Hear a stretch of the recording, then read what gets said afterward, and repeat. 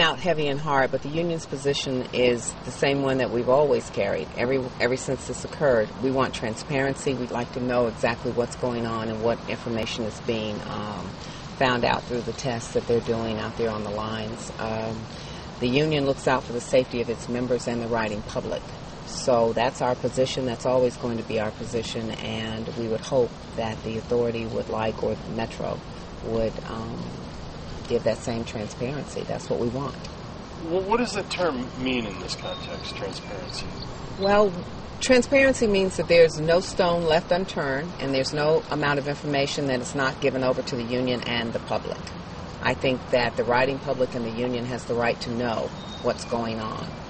Do you feel that we're not seeing that right now? I can't categorize that. Right now, I don't know. They're not articulating anything to us as far as the testing results that they have found out.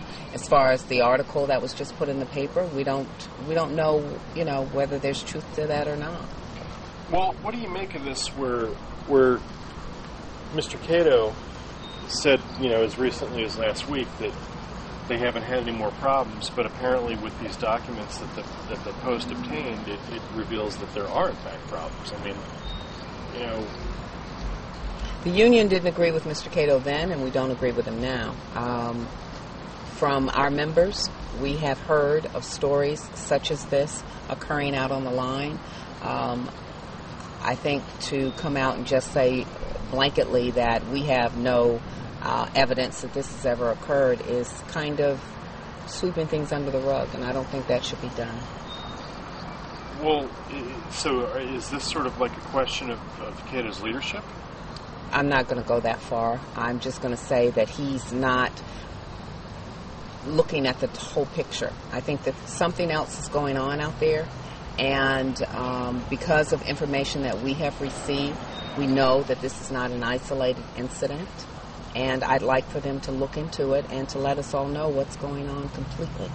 The June 22nd crash being the isolated incident. Yes. So that there have been other incidents that haven't resulted in crashes, is what you're saying. That's what we're being told. That's what we're being told. And you're not finding out about these until well after the fact? We haven't found out about them at all. Other than the information that was just put in the paper, that's the first that we've heard that the authority has actually stated emphatically that something has happened or something like this has occurred out on the line. Well, what effect is this going to have on the public and the employees' faith in Metro management? I don't know. I'll say this. What we've already asked the authority to do and that we know is being done is the best safeguard that we can have until we find out what the depth of all of this is. The fact that the operators are operating in manual, the fact that the 1,000 cars have been bellied, they've been put in the belly of the trains. I saw that myself yesterday, so I know that is occurring. That is the safeguard that we have.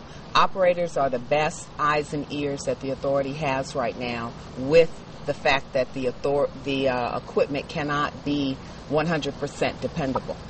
So they have the operators there, and from what I can see yesterday out on the line myself, JJ has been out on the line, looking at talking to the operators, talking about all types of incidents and scenarios.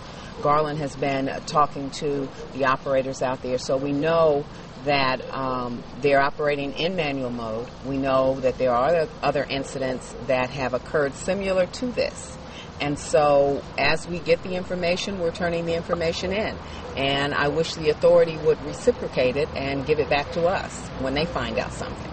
So, you clearly feel that they're, I don't want to use the word concealing, but they're just not being forthcoming.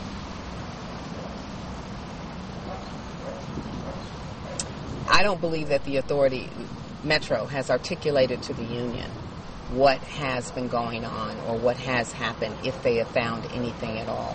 Based on the information that we're getting, based on the stories that came out today, it appears that there is something out there, and I'd like to know exactly what they found. How does this all get fixed?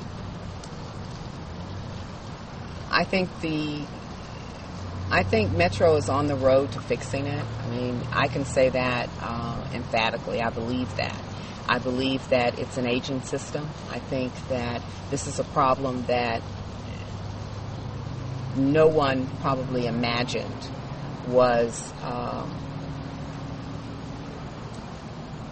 happening to this magnitude. And I think it'll get fixed just by them identifying it and working on it one thing at a time. You know, if the circuits have to be repaired, then the circuits have to be repaired. Whatever way that they can do it, then that's the way they'll do it. I know that JJ has had conversation with Kubitschek about repairing that whole section of track if we can't find exactly what's wrong. So it might be expensive, but it's something that needs to take place. Metro basically says that we're running a check twice a day, every day, and you know we haven't had any trouble here, but there is trouble. I mean, are they just defining trouble differently than everybody else? I don't know, because I don't know what type of test they're running and to what magnitude. Now, we've talked about real-time data being out there, so if real-time data is not out there, then my question is, how do they know? But I don't know. Honestly, I don't. And I don't want to, speculate on what type of test they're doing. I know the NTSB is out there with them. I know they are looking at the different issues as they come up. But I would be interested in knowing what the results of those tests are completely. And you're not getting that now? No. Okay. Well, I mean, is this... So is the public in danger and they don't know? Or no, I don't think so. I don't think that because the trains aren't running in ATO, then I would say no. The operators can see. They're operating the trains themselves. They are very aware of some of the issues and the problems out there. And so they're being extra vigilant. They're being extra watchful of all those problems. And I don't think that the public is in any danger at all, any more than they were on June 21st. Well, yeah, okay. These dark zones where the sensors are malfunctioning, where the trains are operated manually at less than 15 mile an hour, that slows the system down, obviously. Is that something that's going to continue as long as it has to continue till this is straightened out? I believe that it should. There's, right now on the Red Line, on a normal day, on June 21st, the trains on the Red Line were running a minute and a half apart during rush hour. If we can't run at that same speed, and it's not safe to run at that same speed right now, then we shouldn't be doing so. I would ask the public to pack their patience. I really would, because I don't think that it's to the public's best interest, nor is it to my members' best interest for us to rush along the railroad. If the speed commands drop and you have to run at 15 miles an hour, run at 15 miles an hour. That way, at least you're getting in that circuitry and out of that circuitry safe. And that's what it's all about. It's about the safety. When do you all foresee a time when they're going to be, more open about this stuff? What's going to be required to make that happen, do you think?